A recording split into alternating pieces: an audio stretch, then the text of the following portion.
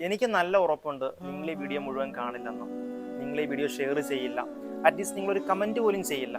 Because ഞാൻ പറയാൻ പോകുന്ന കാര്യം ഗാസയിലെ പാൽമണം മാറാത്ത പിഞ്ചു കുഞ്ഞുങ്ങളെ കുറിച്ചാണ്.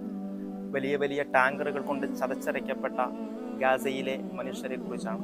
ഗാസയിൽ നിന്ന് വന്ന ഇന്നലെ കണ്ടൊരു ന്യൂസാണിത്. ഈ മാസം ജനിച്ച കുഞ്ഞ് തൊട്ടടുത്ത ദിവസം തന്നെ കൊല ചെയ്യപ്പെടുകയാണ്.